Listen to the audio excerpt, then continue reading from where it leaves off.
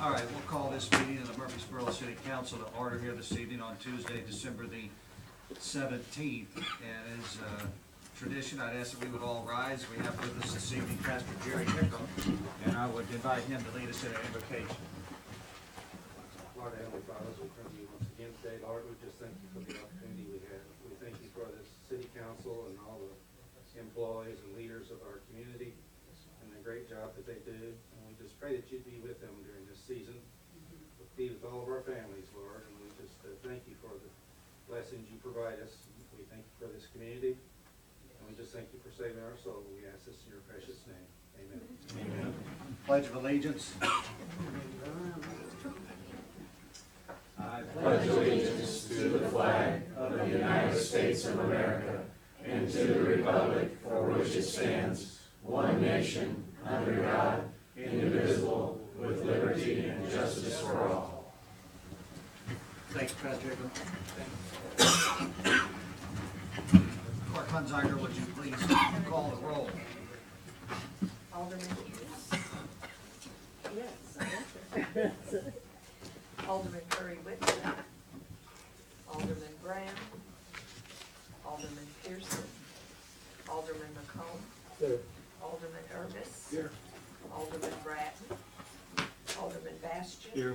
Alderman Campbell? Here. Alderman Pittman? Here. And Mayor Stevens. Here. Thank you. Thank you. All right, at the top of our agenda tonight, we have quite a few people here this evening in our audience, more than usual, and I would suspect that most of them are here this evening because we are going to be presenting the annual Rust Breeding Memorial Community Service Award. And with us this evening is Dr. T.O. Miller. I know many of you have known him a lot longer than I have, but I think it's a testament to what he has done over the years that, having only known him for maybe 2 or 3 months, I've become that enamored with the work that he does. And so with that being said, I'm going to come around to the front of the council podium here, and I'd like to have Dr. Miller join me up at the front and put this into the record and present it to him at this time. Thank you for being here. And so it reads as follows: the Russell Brady Memorial Community Service Award. Whereas the city of Murphysboro wishes to recognize those citizens that contribute to the betterment of Murphysboro, and whereas the city of Murphysboro is strengthened by the efforts of those whose service is motivated by love for their community, and whereas such efforts were embodied by the late Russell Breeding, who served his country during the Korean conflict, and the city of Murphysboro as a business owner and citizen for over 45 years, and whereas Dr. Thomas Ovid Miller, better known as T.O., served his country honorably in the United States Navy, and whereas Dr. T.O. Miller graduated from the University of Illinois School of Veterinary Medicine in 1968, and whereas Dr. T.O. Miller has been in business in Murphysboro as a veterinarian since October the 31st, 1969, and whereas Dr. T.O. Miller has operated his veterinary office in Murphysboro 6 days a week for 50 years, and whereas over those years, Dr. Miller has treated thousands of area dogs, cats, cows, pigs, birds, sheep, horses, and other members of the wild and domestic kingdom alike. And whereas Dr. Miller has always been willing to respond to emergencies, saving the lives of many cherished pets, and whereas Dr. Miller has been awarded the Best Veterinarian Award by the Southern Illinois newspaper 3 times, and whereas Dr. Miller has always placed the health of his clients' animals above the health of his bottom line finances, therefore it is with great pleasure and appreciation that the city of Murphysboro presents the Russell Breeding Memorial Community Service Award to Dr. T.O. Miller for his outstanding dedication and service to the community on this 17th day of December 2019.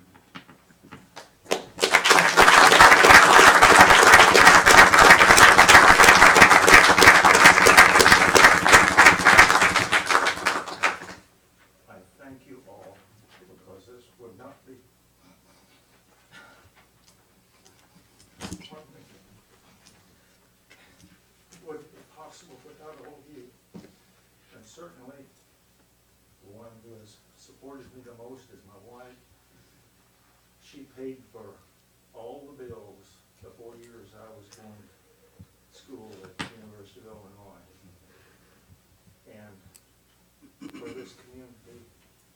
education that our children have gotten has allowed them to do really well in their post-high school. Teresa here went to Coast Guard Academy.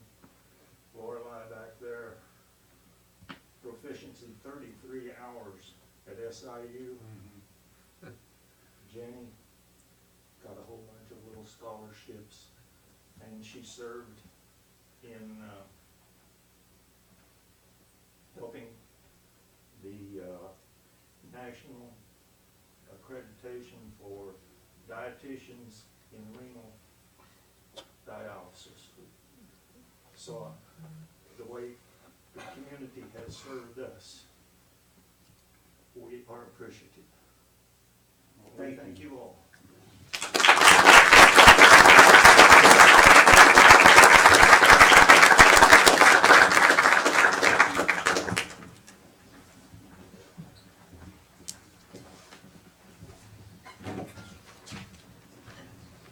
I don't know we'll do anything better than that, so I don't even know if I want to have the rest of the meeting. But we thank you so much for being here. And I have to tell a quick joke that you told me the other day, if that's allowable. He told me the thing he was proudest of when I was at his office the other day was that he graduated 11th in his high school graduating class. And I thought to myself, well, that's pretty good. And he said, the other thing you need to know about that is there were 22 people in my graduating class. So that's stuck with me, Don. Thank you. All right, we'll move into the other items on our agenda this evening. They include the consideration of council minutes from December the 3rd, 2019. If there's any questions or amendments to the minutes, you'd entertain those at this time. If there isn't, I'll entertain a motion to approve the minutes. I'll second, Mr. Mayor. I have a motion and a second. All in favor signify by saying aye. Aye. Opposed? Motion carries. We also have this evening the consideration of our accounts payable registers. We have register 831 before you this evening. Is there any questions on the bills tonight? I have, Ms. Hughes? I have a couple comments or maybe questions. I got most of my questions answered from Leslie. There's something that on the very, back pages, page 11, the device and wireless, and I actually think probably I need to address, Chief, McBride. Are we going to iPads instead of something Yeah, that was a else? budgeted expense if we got the new software approved. That we didn't have a in-car computing device for my command vehicle, so that's one for it, and then one in the engine that will run the new software that we're going to, and actually they gave us the software early this month, and it's in the budget for next year. Okay, so were these budgeted? Because there's Yeah. almost $1,000, and I don't know if that threw you over, between the three. No, the no, those, NIFIS and- I had budgeted for those, this year, put those in there in case we had enough money left over, so yes, I did not go over with that purchase. Okay, thank you. That's all I have, thank you. All right, is there a motion to pay the bills? Second. We got a motion and a second. All in favor signify by saying aye. Opposed? Motion carries. That takes us into our regular committee and commission reports. Up first, we have Budget and Finance Chairman, Mr. W.J. Clinton. W.J. Thank you, Mayor.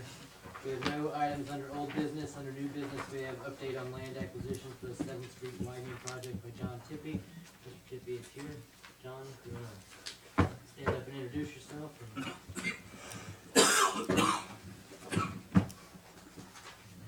Well, for you that don't know me, my name is John Tippy. I've under contract with the city here to negotiate the needed right-of-way for the improvement of 7th Street. The city has been working on that project for some time, and it's finally going to come to fruition, I do believe. The project runs from Industrial Park Road south to approximately Boss Entrance. So that project, there are 36 different pieces of property that we need to get either easements or easement and right of way. So, we've been working on that. The city also has contracted with 2 appraisers that are well known statewide. Negotiating property from individuals under the federal and state of Illinois rules require a lot of things to be done in certain order. And one of the things we have to do is have an appraiser review each one of these and then make his determination of what we should pay for that piece of property. Most of these are about 7 feet to maybe 10 feet wide across the front of houses and businesses. After he does that, then we're obligated to hire a review appraiser who essentially does the same thing all over again and determines if the first one was correct. Once we get both of those, then those are sent to the city approves those, and then it comes to me, and then I can take that to those individuals and they can also go through the legal process of deeds and easements and those kind of things. So that's essentially what the project involves. Out of the 36 that we had 9 who agreed to donate, and in other words, they didn't want any money. They just said, we will give the right of way whatever we need to perpetuate the project and help out. Out of that, 6 of those finally did agree and go ahead and sign. So we have 6 parcels that were actually free, essentially free. We did not have to pay for a appraisal or review appraisal of those. 3 of them, it didn't work out for various reasons. One, the property changed hands. The new owner didn't want to do that. Another one, it was a misunderstanding with the owner, and after we discussed that, that person decided he did not want to donate, and so we will be making appraisal of that property. And then the last one we had, it was 2 parcels owned by the same individual, and one was donated, and the other one was the property was sold. So we have 6 of the 9 donations that were done. Okay, we had 3 additional ones that were acquired by negotiation. We did get 6 appraisals and review appraisals. I met with 5 of those individuals. 3 of them signed. One did not sign, and because we could not agree on the valuation. One is in foreclosure, and so based on that, we decided we would wait until the foreclosure is completed, and then we will work through the bank, and the bank has agreed on that, so we will be able to acquire it, but it's going to be several months, probably in the summer before that happens. So we have 16 remaining appraisals to be received. I did get 6, not of this 16, but I did get 6 2 days ago. And right now we're working on getting those put together and getting ready to make contacts with those various individuals. So we still have 16 remaining. We don't have, and I think we're on target for getting it done. Our target date is September 20th, 2020. Have everything completed, all the right-of-way purchased and paid for, and certified by IDOT. So that's kind of where we are. So just to be clear, how many properties have we completed the purchase of that are in the rearview mirror, and how many are still do we have left to? We've closed on 9. 9 out of the 36. And we we have 60 appraisals still to come in Yes. before we can, begin to, like, make an offer. Yes. Okay, all right. Anybody have any questions for Mr. Tippy? Mr. Shepherd, do you have anything to add?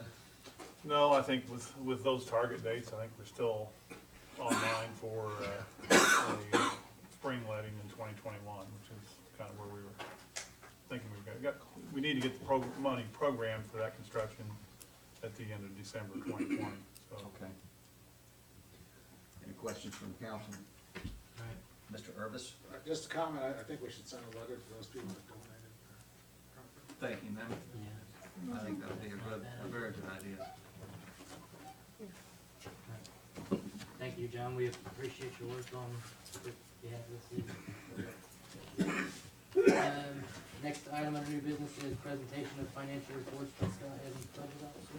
Mr. Evans. Thank you, WJ. Okay, in your packet, we have the usual set of reports. First one, of course, would be the list of cash and cash equivalents. I'll go through that first. So, as of November 30th, the citywide cash was $5,885,000, and you can see obviously the breakdown by fund, and that consisted of basically $1,044,000 in regular cash checking accounts, another $1,055,000 in money markets, and $3,784,000 in CDs. That total, if you recall from the October numbers, is down several hundred thousand. And the biggest contributor to that is the loan payment we had to make in November, the semi-annual loan payment to EPA for the water line and for the sewer plant. You know, it's a $500,000 hit every 6 months between the two of those, and so temporarily, for a month or two, it kind of takes us a while to recover from that. So that's why that's down. So anyway, the next page, we do have all the sales tax in for the year, and it's about where I thought it would be halfway through the year. I figured it was going to be someplace close to this. So through 2019, we had $3,336,000 come in combined sales and home rule tax, and comparing that to 2018, it's up by about 25,000. So very close, but yet to the positive side. So, and the trend seems to be up the last 3 or 4 months. So hopefully that will continue. And I'm still trying to pinpoint exactly why that is.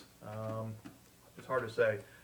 One theory out there is that, and this theory has been tested somewhat. After the Wayfair case in the Supreme Court level, it started making more online retailers have to charge sales tax whether they had presence in a state or not. So actually, I know Amazon, if you put in a Murphysboro shipping address, it does charge 9.25% tax, which is what our tax rate is. So I think that could be contributing somewhat to it, but I've been kind of testing that theory as I've made, online shopping purchases here this season, and some still do 6.25%, some do 7.25%, so it's kind of all over the board at this point. But that could contribute some dollars to this because a lot of people do use Amazon. So anyway, so we're happy where that's at. The income tax on the next page, that was a very good number. In fact, it's the highest year we've had in the 8 years on this chart, so a very good year for income tax receipts, averaging about $64,000 a month. So that was more than we budgeted. So that's a good year. The next page is where we compare the results for the general fund.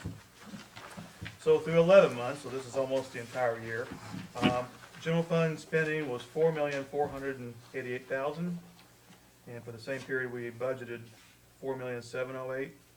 So we're $220,000 under budget at this point. Although a lot of spending does tend to happen the last month, so you'll probably see that catch up some. And we actually have received quite a bit more than budget in the revenue department. we've hit over 5 million now for the 11 months, 5,048,000. So we have a nice surplus in the general fund at this point for this year. At the moment, 560,000. All right. The next thing should be the healthcare costs. So, and again, you know, one of the reasons why I think we're doing pretty well budget-wise, especially in general fund, is because, you know, we've been able to contain these healthcare costs. So through 11 months, we have spent 468,000 in general fund and 105,000 in water sewer. And if you extrapolate that out to the 12-month total to account for what December should be, we're still going to be under budget on both lines. So that's always nice to have that number controlled, because sometimes that can be out of control. It has for us in the past years, and other entities struggle with that too. So it's nice when we can get a system in place that controls that to some degree. And then the next 2-3 pages is essentially the salaries versus budget. And if you go to the last page of that, we spent 319,000 citywide, and this is general fund and water sewer. 319,000 on salaries, and we budgeted 275. So we were over for the month, but November is holiday pay month, so those all get paid out in 1 month essentially. So, you know, it artificially makes it look like it's out of balance. So the year to date, if you look, was $3,034,000. We budgeted $3,035,000, so we've only missed our target by $526. So, you know, I'd like to say it's excellent budgeting, but it probably is just lucky to do that once to get that close. So, but anyway, so I think by the end of the year, with one more month in here, I think we should be. I don't foresee any major surprises where we're going to be majorly over budget in salaries in any fund. So, and then the last two reports, I'm just showing this again. These are the current liabilities that exist that the general fund owes. So the backhoe loan, we still owe $13,640. 10 more payments, and that's paid for as of November 30th. And then the new dump truck loan, we've only made one payment of that so far, so there's still 35 payments to go.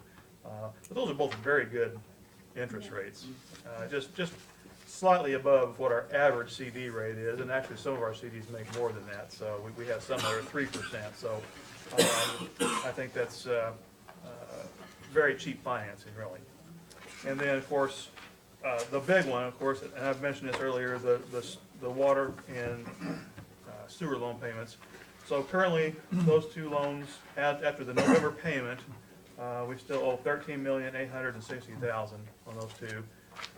And so, you know, we have 30 more semi-annual payments on the water line and 33 more semi-annual payments on the wastewater treatment plant. So we still have 15 or 16 years to go on both of those. But, you know, they've come down quite a bit, really. I mean, we started at almost 16 million in borrowing, and now it's down less than 14. So, in just a couple of years. So that's nice. You know, and fortunately, we were able to finance a lot of that, not a lot, but a chunk of the sewer plant with our own money, so that this didn't have to be higher than it was. So anyway, that's the reports for tonight. Any questions? Scott, I had one question back on the sales tax. Yes. The last column, 278,000, is that monthly average? Yes. And it doesn't seem right that it's lower than last year, which was 288, and we had higher. Well, that's a good point. Those must be wrong. Maybe the formula's wrong on that line. I'll have to check that line. Okay. It's supposed to be the actual average, but yeah, that's kind of mathematically impossible for it to be lower than that other number. You're right. So I'll check in to see what's going on there. Okay, but it's around 280 or 290 basically. Yeah, well, let's see. I mean, it should just be the 3,336,882 divided by 12, yeah. So the 278's right, so the other one must be That wrong. must be right, too, so it's incorrect. Should be 275 something. Divided by 8. Yeah, 275, 821 is what that second to last column should be saying, so. All right, thank you. Alright, if there's no more questions for Mr. Evans, that's the last item under new business. Is there any public comment on the budget and finance? No public comment? You got a budget and finance? Thank you, W&J. That takes us to building and grounds, chaired by Alderman Gary McCollum. Gary? There was nothing under old business. Under new business, it's regarding the loading dock at the Murphysboro Youth and Rec Center. I think we'll have this put on to discuss, let him discuss that. Well, of course, we know there's been some discussion about the loading dock and what the city has stored there versus that storage impeding the ability of the Youth and Rec Center group to bring in products for their food programming through the loading dock area. I asked Joe Fry, the Park District Director, to get a bid to install doors similar to those at the Dom building, so that when they brought in those products, there wouldn't be that middle post, and so those doors could just be opened up, the main entry doors, and they could bring the product in through there. And that seemed like it might be a simpler solution than going through all the process of dealing with the storage area on the back loading dock. And so he's supposed to be getting a bid for that, and we can consider, whether that's the direction we wanna go. That's really the only thing I've done on it at this time. Chief McBride. The council asked me to go down and take a look at the exit situation, which I met Mr. Manning down there, and we did so. From the loading dock, if you take the loading dock doors out of the equation, it still is close enough within 75 feet of travel distance to the door that's located on the east side of the building near the north corner. However, the kitchen area is beyond 75 feet to the nearest door, which would be the current main entrance. There had been some talk in the past, I'm told, of adding an additional door. In fact, the alarm wiring is already in place for that on the west wall near the north corner, and that would be very close to the kitchen. If that door were to be installed there, then they could take deliveries there, and that would satisfy the exit requirement for the kitchen area of that building. At the price of what I'm afraid those doors may cost, it might be cheaper to knock a hole in there and throw in a roll-up than it will be to actually That's, put in the. well, that, yeah, but that would not qualify as an emergency exit, so, you would still have a problem with the travel distance from the kitchen area. But, if you were to put in a 3-foot walk door with a crash bar on it right there, that would satisfy that, and it would be close enough that they could, I don't know how wide a area they need. Sure. When we were there, just information, the closet that holds the electrical control panel for the alarm system and some other things had a large pile of cabbage on the floor in front of it that smelled like it was rotting and just been thrown there, so we were unable to access the alarm panel area to take a look at that. But so they're just bringing the food in and kind of laying it in piles right now. So. All right. So we'll continue to approach that and try to get it resolved from one door or the other. Chief, is this what you was talking about? That's it. Go up to the- Yep, that's it. Potatoes and cabbage. Yeah, That's also the closet where all of our fiber optic cable goes through, that we have to have 24/7 access to. you didn't put that there, did you, Ron? What's that, the food? No. I'm just kidding. Well, that's all under new business. Is there any public comment? And we'll move out of building the ground, man. Thank you. That takes us to community relations, chaired by Mr. John Irvis. John? Thank you, Mayor. We have no old business or new business, again. Public comment on community relations. Not much going on this time of year. No. And that's okay. All right, well, we'll come out of community relations. Thank you, John. Goes to public improvement, Chairman Alderman Mike Bastian. Thank you, Mayor. For the first time in several months, we have no old business. And we have no new business to discuss this evening unless there's any public comment. All right, That being said, we can move on. thank you very much. That takes us to Public Works, Alderman Dan Bratton. In his absence, I'll handle these items. We have no old business. Under new business, we have consideration of bids for aggregate for the Venture Lane project. I believe that the bid is included in your packets. I'll turn it over to Mr. Shipper if he wants to comment on this bid. Sure, I mean, we sent this bid out, did solicit bids from, I think, six different suppliers. Took bids last Friday at 10 a.m. and we received 2 bids, with the low bid from Anna Quarries being $43,120, and that's a little bit over our estimate of $42,000, but based on that, we do recommend that the city go ahead and award that. And I guess it needs to be added that there are no more fuel tax funds involved in this. Yeah, I mean, it wouldn't hurt to clarify that, as we had sort of a mixed discussion at the last meeting about it, that covered a lot of different potential approaches to the purchase. All right, well, is there a motion to buy some rock? So moved. Second. All right, we have a motion and a second. All in favor, signify by saying aye. Opposed? Motion carries. All right, that takes us to a consideration of the general maintenance resolution for 2020 motor fuel funds. This is done annually. Is there anything worth commenting on about this that's any different than any other year? No? All right, I'd entertain a motion to approve. I'll second that, Mayor.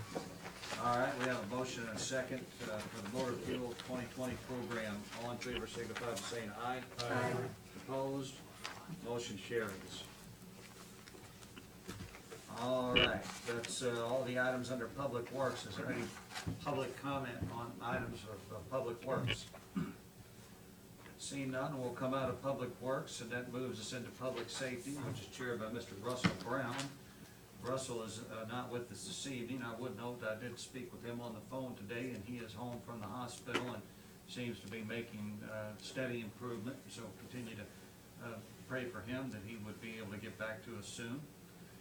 Under old business, we have discussion regarding the Gillenberg property. I spoke with both representatives from the county and with Joe Summers today, and the county's position is now that they have no objection to Mr. Summers proceeding with work whenever he wants to proceed with it.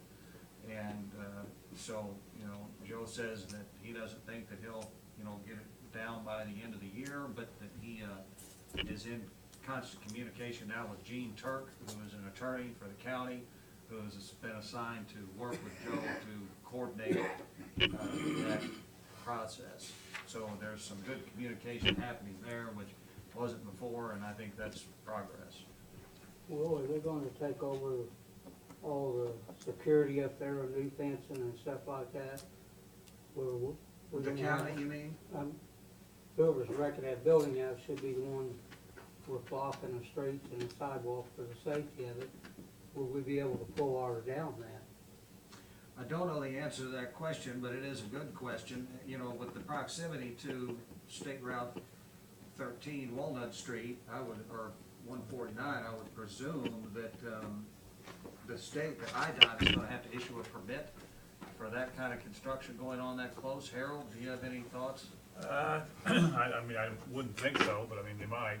Okay. That is awful, I mean, it is adjacent to the highway, but, I mean, as close as a piece of equipment would have to be. yeah, I mean, if they're working from that end, there would be some sort of traffic control or So, permit. that's a good question, Gary, but I think that it ought to be. I mean, it not ought to be on us to rent a bunch of, fencing or something. Well, that was my question, and when you rent the fencing, you put up for security, if somebody gets hurt, then I think you're throw guy in the lawsuit, even had a fencing on it, well, if they're responsible for all of it, we could pull ours down and save that. Well, I know Ryan Edwards, I believe, is the person who's gonna be doing that job. And so, if you wanna, communicate with him, Gary, I'll be certainly glad to do that. welcome that and try to push the issue in that direction, make sure it's clear to them. Chief McBride, I don't know if you have anything beyond what I just shared. Nope, you've had more contact with them and apparently more success than I have, so. Okay. Yep. All right, if there's nothing else on that item, under new business, we had a discussion on the agenda regarding a property at 631 North 15th Street. I was in communication with the individual that had asked that be placed on the agenda. They're under the weather and not able to make it this evening, and so we'll just carry that discussion over for a later date. All right, that being said, is there any public comment regarding public safety? Seeing none, I'll come out of that and go to personnel, chaired by Ms. Barbara Hughes. Barb? No old business, no new business, and any public comment on personnel. I think we can get out of here now. All right, thank you very much, Ms. Hughes. That takes us to the mayor's report. We have consideration of annexation of property. I've kept this on the agenda, but I don't know that there's any action. Mr. Heller? No, that's not ready to go yet. All right. Update on the Rubel flooding issue. This is a holdover. Mr. Shepherd, do we have anything to report? No, nothing from last, we're still trying to get everything wrapped up here to get a legal description to the city attorney. All right. Well, hopefully we can get something moving on that before the spring flood. Up next, we have appointment of fire and police commissioner. I had this added to the agenda, but I've not made up my mind, so I don't have anything to offer to the council this evening on that item. So expect that it'll be back there the next time. Next, we have discussion regarding the Brown Shoe Factory. I thought I ought to bring this up because it's my understanding that property had a tax sale sign posted recently, and of course, we are in an agreement with Ms. Holman to, get paid back. I'd never had great high expectations, but I thought maybe somebody could remind me, Mr. Evans or Mr. Heller, what the arrangement was for that. Did we expect a payment in 2019? No, February. February of next year, right? Okay, that's right. And our security is not that property, our security is her rental property in Carbondale. So Correct. whatever happens to that property does not affect our security on that loan. I understand that. I think, the obligation to the residents in the neighborhood remains to attempt to try to facilitate an improvement of that property. And I just, I have brainstormed before that it would be nice if Ms. Holman, or if there would be a Friends of the Brown Shoe Factory or some sort of nonprofit entity that could be able to take in grant money, because all we did was eliminate the safety concern. And of course, people in the neighborhood, which had to be done, are wondering, when the next step of the process is going to. Just up for sale in the tax sale? Yes. It's nobody, I mean, I don't imagine that anybody's gonna bid on it, I doubt it as well. But it just shows further instability there. And we have to remember that there is a whole other section of that property that continues to stand with a somewhat sturdy roof, but we know what happens to roofs whenever they're not maintained. So the problem remains there. And I just wanted to bring it up as a point of conversation, because I don't want it to leave our radar. Should the city purchase that and may keep it as a green area? I mean, I appreciate your, the thought, but I think that with the amount of environmental issues there, that it would be a tough sell to our attorney and probably to many members of the council. No, I saw a whole bunch of heads going up. We tried to avoid. Yeah, Yeah. but We've tried to avoid that all along. yeah, but the problem is that we have a situation Yes, Yeah, you're right. we do. and we can just not shake our head. Well, at some point, there will have to be other things done there, and, You know, how we go about funding those, I don't know, because the last estimate I got for a cleanup of that was somewhere close to $1 million. Oh, Lord, no. So, She backed right out of that, isn't But, She withdraws her request. grants, yeah, Well, we're gonna grants are- have to look for a solution, really. grants are available, but I just don't know how that would be facilitated, because, you know, these type of government grants to clean up private property, just in my head, maybe those kinds of things exist, but, Mr. McCollum? Ed, will they let anybody come in there and take the bricks out of there one at a time and clean them there and reuse them? There was a bricking company that wanted that at one time, and I don't know how many good bricks are left down there. But they was gonna come in and clean them on site and haul them out and reuse them. However it happens, it's gonna have to be cleared by the EPA, Yeah, because the EPA's already identified that as, you know. Oh, yeah, you know it's full of asbestos. You know, can we tell people to come down there and wash bricks and haul them away? No. First of all, they're not our bricks. Secondly, we don't wanna get our nose in that mess. And we secured it, you know, that's what we could do at the time. Well, And I'm told, I heard today that from somebody that Brees has moved out of there. There was companies that, I wasn't talking about individuals, there was companies that wanted to come in and do that Right. before. But- Not an individual, But but they a didn't, company. but they didn't materialize. Whoever comes, they have to have EPA clearance. Well, you know, we're not gonna get resolution tonight, but it's good to revisit these things from time to time. one last curiosity, and I'm gonna ask because I have no idea. Will EPA facilitate, or the government facilitate grant to a municipality to do a cleanup of that magnitude?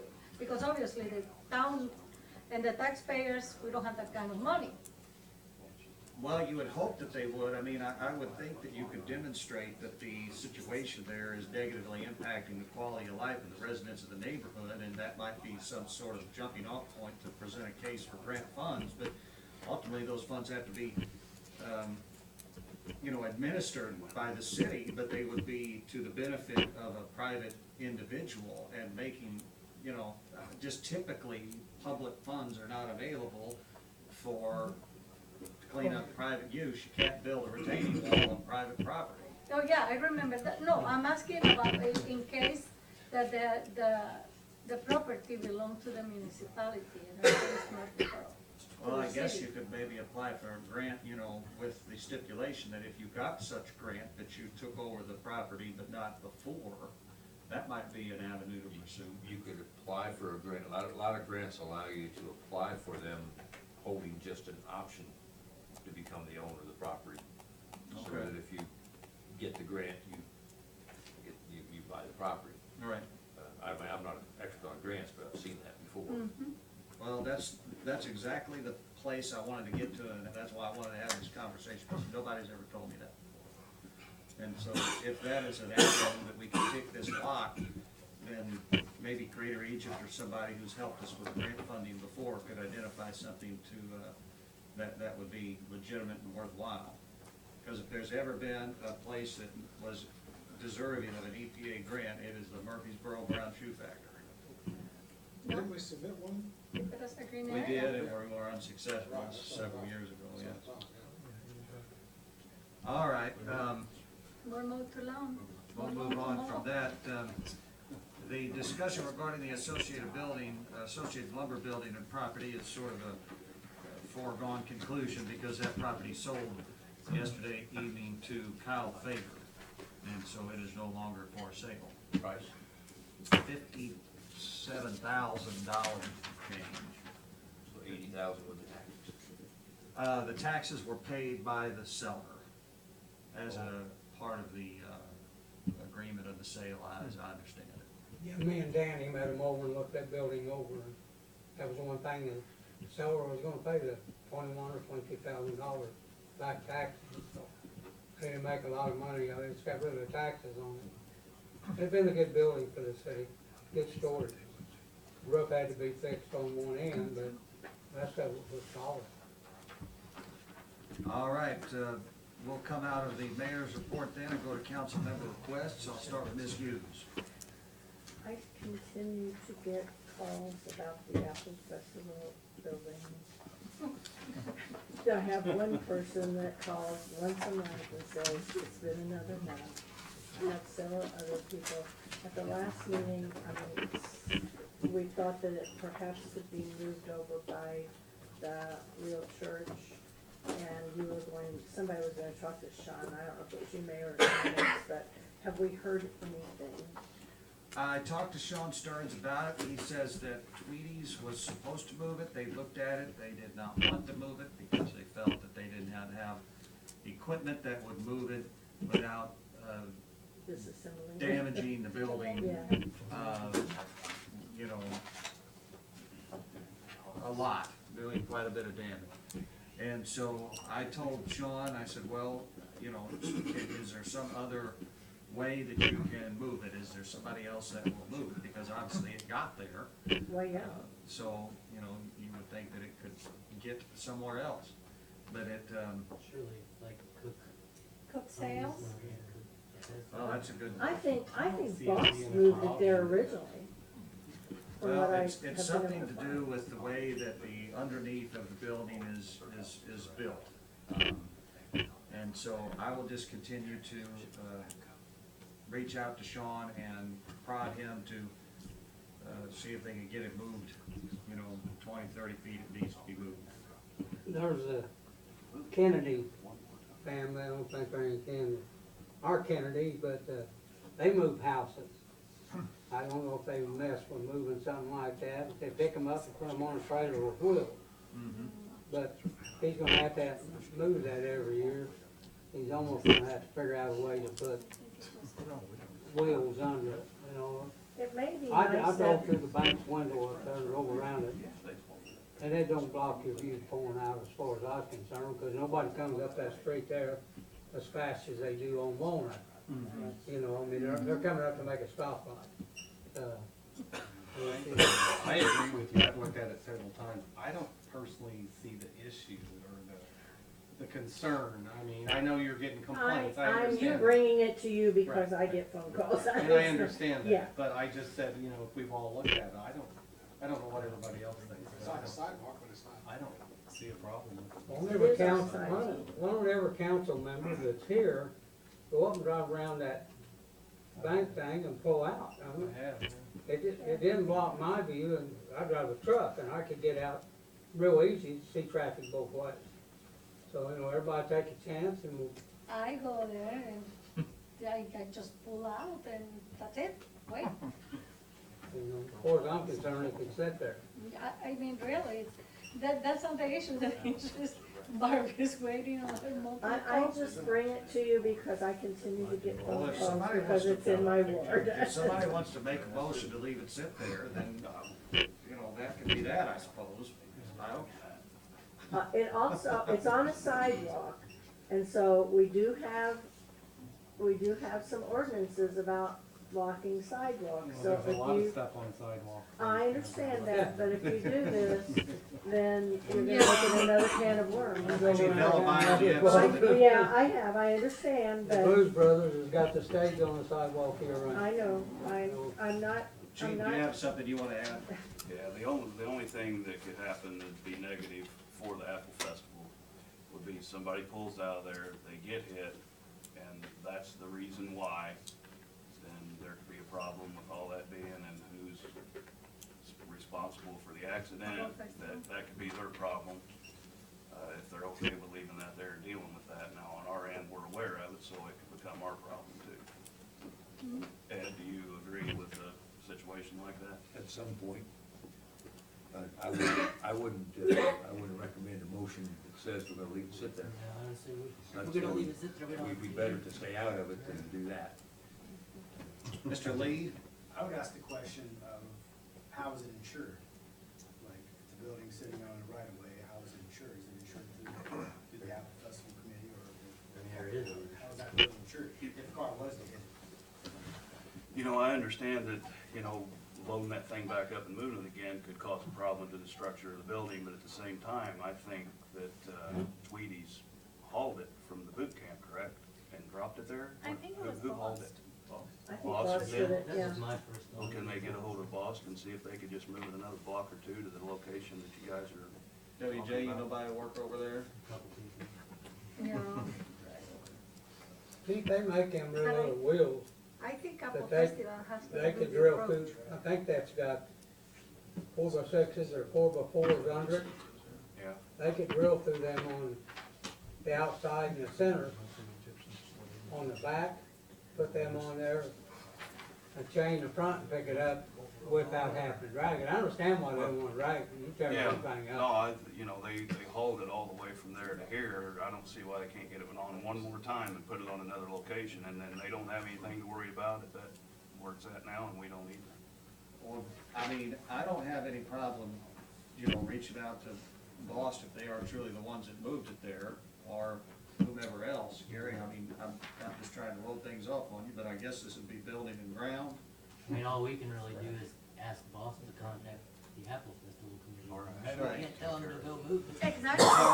The Apple Festival Committee. Well, Sean is trying, I ran into him somewhere, said, he said, Gary, I'm trying to get it out of there. He said, Right. I can't Yeah, find I mean, I nobody to don't move it doubt- right now. I don't doubt And it. the only option he has right now to move it is drag it, and I'd rather see it sit there for a while till they can move it without tearing it up.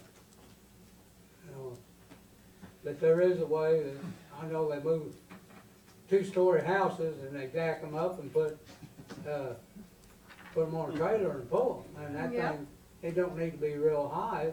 You can get them little tires and put them on them 4x4s to move it. I know they don't want it setting up that high when they sell stuff out of it, but it can be moved and done with them. I will get a hold of Sean tomorrow and talk to him, but it won't be tomorrow, because I got a appointment with a surgeon. If you would do that, I would Thank you, Gary. appreciate it very much. Me too, Gary, thank you. I also wanted to thank anyone that had anything to do with the planning of the city Christmas party. It was very, very, very, very nice. If you weren't able to go, you missed a very, very nice dinner and get together. Thank you, Sandra and your crew. And Merry Christmas, everybody. Have a great holiday. All right, that takes us to Mr. McComb. Yeah, I'd just like to thank all the city employees that have to work on Christmas Day. I know we got some young guys that got families and they got their shifts, police department, fire department. Sometimes there's guys and Kim guys have to go out on, the sewer plant guys have to work. I just thank them for spending their time to help the city away from their families. Wish everybody a Merry Christmas. That's all I got. Thank you, Mr. McComb. Clerk Hunziker? All right, Mr. Irvis? I just echo what Gary said, happy holidays to everyone. All right, Mr. Bastian? Merry Christmas to all and a Happy New Year. Ms. Campos? Merry Christmas to everybody from the bottom of my heart, and I'll see you next year. All right. Mr. Pittman? I can't say nothing now, so. Yeah. I'll say Merry Christmas. You could be a Grinch and say, I don't like Christmas. No more meetings this year, no? All right, that'll take me to department head requests, go to attorney health. Ms. Ripley? Mr. Evans? Nothing. Mr. Shepherd? Nothing. Chief McBride? No, sir. Chief Ellemeyer? Nothing. Mr. Manwaring? Nothing. Mr. Mills? Nothing. Mr. Gladson? Kennedy? Mr. Lee? Something real quick, Murphysboro Times had an article today on Jim Stewart's retirement, so if you guys get a chance to pick up a copy, it's a pretty good article. Yeah, yeah. Thank you for that. Ms. Volley? All right. We do have to have an executive session, and I'll call a 5-minute recess at this time, and we'll come back in just a few minutes for our executive.